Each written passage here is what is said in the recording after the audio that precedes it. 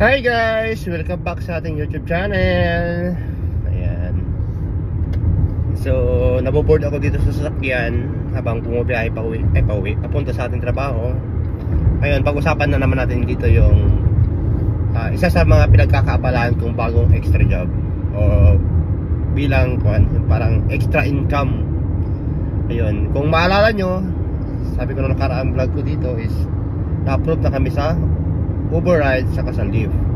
So bumiyahe din ako nung nakarang araw, Friday. Tapos yung kita ko is mahigit $20 per sa isang oras, mahigit. So masyado siyang mababa, pero goods na rin yun kasi kahit paano yung $20 halos full tank na rin yung sakyan natin doon. Malaking bagay na sa atin yun, di ba? $20. Sa 1 hour na biyahe naman natin na yun, hindi naman talaga totally na biyahe tayo ng biyahe. Kasi minsan pagka tumatambay din tayo para mag-antay ng mga booking. Pero syempre yung tatambayan natin yung mga malapit sa mga apartment, mga bahayan, ganun. Kasi mostly naman sa mga nagbubukan dyan o di kaya sa mga downtown. So pagkatapos ko bumiyahe ng Sunday, ng Friday ng gabi, pagka Saturday agad bumiyahe ako. Ang problema, late na ako bumiyahe. Dapat sana maaga ako bumiyahe kasi nga half day lang naman yung trabaho ko nung Sabado doon lang sa grocery. Tinamad, pasal patulog kasi sabi ko nga sa inyo, antukin din ako. So nag-start ako ng 9 PM, 9:30 PM bumiyahe. So masyado lang late. Yun yung nasa isip ko, parang masyado ng late. Pero trinay ko pa rin kasi gusto ko nga matry kung gaano ba katotoo yung mga sinasabi nila na medyo maganda yung kitaan sa kanyang trabaho o sa kanyang klase ng extra income, extra job kumbaga. So nag-online ako ng 9:30. After 6 minutes, 9:36 PM, napasukan natin ng booking sa Uber. Ayan.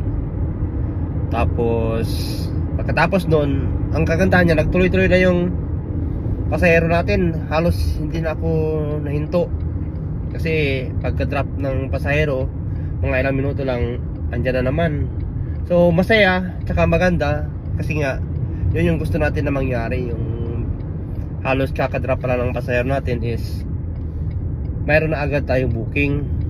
So ganun pa rin yung diskarte ko, ang ginawa ko. Nag-on ako ng Uber apps, Uber rides. Tapos nag-on din ako ng Lyft.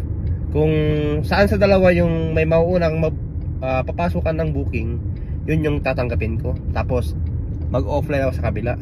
So ganun yung naging senaryo ng pagmamaneho ko. And then naging maganda naman yung takbo niya kasi pagka may nag-book nga, yung unang book natin sa Uber, pagkatapos nun Lyft na naman, tapos Lyft, tapos pareho na Uber. Ayun. So sa Lyft nagkaroon tayo ng dalawang pasahero, from Bellevue to Seattle. Tapos ang kagandahan nun, sa dalawang pasahero ko na yon, nang dumating ako sa Seattle, nakapag-book ulit tayo ng Lyft. Doon din mismo iatid sa Seattle, pero medyo malayong part ng Seattle. So sa dalawang pasahero ko na yon, ang total na binayad nila sa akin is $61.96. Isipin mo yun, di ba? 61.96, dalawang pasahero lang. Laki, no? Tapos sa Uber rides naman, nagkaroon ako ng 4 na rides. Ayan, 4 na rides. So halos pare-parehas lang naman sila nung layo ng mga hinatid ko saka pinick up ko na pasahero. Yun nga lang, yung isa, kung makikita nyo dyan isa, meron tayong $50 dyan na binayad sa atin ni Uber. Tsaka kasama, siyempre sa pasahero naman yan diba? So yan, kasi matraffic yung lugar niya, masyadong malayo. Ay, hindi siya malayo pero matraffic kasi nga may mga ginagawang daan sa lugar. Pero diba, kung titingnan nyo, nasa 8 point something miles lang, malayo. Yan na yung yan na yung pang-5 book ko, kasama na yung Lyft tsaka yung Uber. So ayaw ko na sana mag-book kasi nga medyo malaki na yung medyo okay na yung yung kinita natin ng mga oras na yan. Tapos habang nag-aantay ako dun sa kuan, nung pagka-drop ko, tapos huminto nga ako kasi nagpaplano na ako na huminto para makauwi. Masyado pa palang malayo yung bahay. Ngayon nag-on pa rin ako habang pabiyahe palapit sa lugar namin. Tapos bigla akong pinasukan ulit ng isa pang booking. So tinanggap ko na lang, para sabi ko papunta din naman dun sa kung saan ako dadaan. Tinanggap ko na lang. Tapos yun nga, ang total nung apat na rides na yun is sa Uber is $88.29, diba? Laki, no? Sobrang laki. Tapos pag itutotal mo yung dalawa, Lyft tsaka Uber, kumita tayo ng $150. Ha? $150 sa loob ng 2 hours and a half. O sabihin na natin na 3 hours kasi kasama na dyan yung biyahe ko pa uwi. Kasi masyado pang malayo masyado pang malayo yung bahay kung saan yung pinakahuling drop off ko, diba? Sobrang layo pa. So isasama na natin yan, gawin na lang natin 3 hours. So 3 hours na nasa kalsada tayo, kumita tayo ng total of $150 plus, diba? Sobrang laki. So ngayon parang napaka-bless natin, diba? Kasi nga sa ganong oras lang is nabigyan tayo ng ganong income. So sobrang saya. Kung i-compute natin dun sa per hour natin, yun is nasa halos 50 o 50 na lang, $50 per hour. Sobrang laki, diba? So masaya pala yung ganitong maganda rin pala yung ganitong extra na income. Kahit pa sabihin natin na sarili natin yung sasakyan, kung ganyan lang din naman yung kitaan, parang nakaka-inganyo tsaka nakaka-excite bumiyahe, no? Kasi isipin mo, medyo okay yung kitaan. So ibig sabihin, totoo nga pala yung sinasabi sa akin nung kasama ko dun sa kabilang job natin sa grocery, na maganda yung kitaan sa overrides tsaka sa Lyft. Ganon din yung ginagawa daw niya pagka day off niya, yun din yung biyahe niya. So ganon nga. So ngayon itatry natin ulit bumiyahe ng sa sunod na araw, kasi may trabaho na tayo ngayon Pag weekdays may trabaho na tayo, kumpita na tayo sa trabaho. Ngayon aaralin natin ulit kung anong oras yung kalakasan ng biyahe, gaya nung ginawa natin sa Uber Eats, na inaaral natin kung anong oras yung talagang maraming umorder.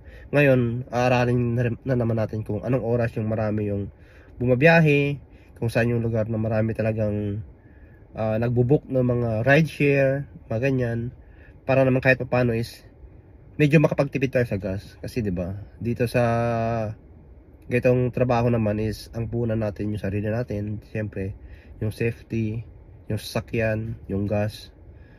Yun nga. So kailangan natin ulit ngayon aralin kung mga anong oras yung magandang kitaan tsaka magandang bumiyahe, at saka kung anong mga araw. So expected naman natin yan Sabado or Friday night, Sabado night, ganun siguro yung mga unang araw natin na pag-aaralan ng husto. So baka next Sabado or Friday, babiyahe ulit tayo next Friday.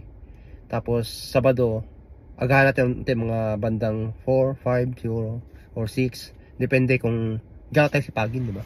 Baka mamaya makakatulog naman tayo kasi puyat din naman tayo kahit paano Papasok pa kasi tayo sa grocery ng 4. So gumigising na ako ng 3 AM. Tapos hindi naman pwede na antok tayo na babiyahe, kasi napaka-importante ng itong trabaho na alam mo yun, delikado rin kasi may pasahero tayo, tao yung pasahero natin. Baka mamaya ireklamo pa tayo, baka wala tayo sa focus sa pagdodrive, tayo pa yung magiging dahilan ng mga buyag-buyag lang.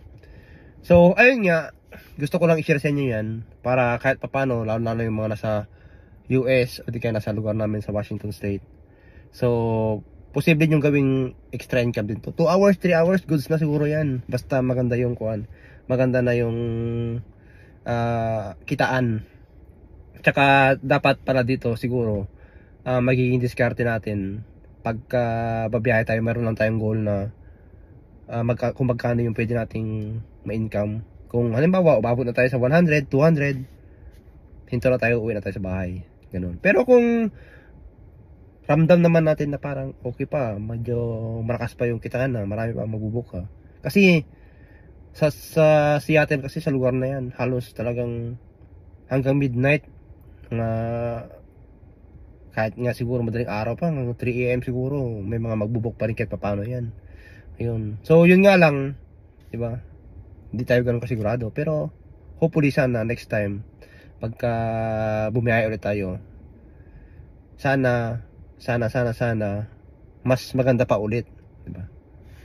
Yung kitaan para ka naman kahit sa papano is makakapag-ipon tayo dito. Ganun lang yung buhay dito, ha? Kailangan natin mag-enjoy. Lahat ng mga ginagawa natin dito, enjoy lang natin.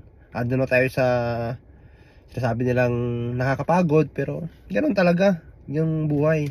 It's very normal, sabi nga nila, diba? Kung hindi tayo magpapakapagod, magsasakripisyo, hindi tayo kikita. So ayun guys, maraming salamat sa inyo. Hopefully sana sa mga nanonood yan, mag-subscribe kayo, tsaka mag-like, para naman sa kahit paano is, diba, magkaroon tayo ng mga views, subscribers, diba? Para makapag ganahan pa tayo mag-vlog ng mga ito, mga extra. So pag-isipan ko ulit kung babiyahe pa ba ako ng Uber Eats or magpo-focus na ako dito pagka day off ko sa pag-Uber rides, sa mga Lyft, magkano na lang siguro. So ayun guys, maraming salamat sa inyo. Kita-kits ulit tayo. Ingat kayo lagi. God bless.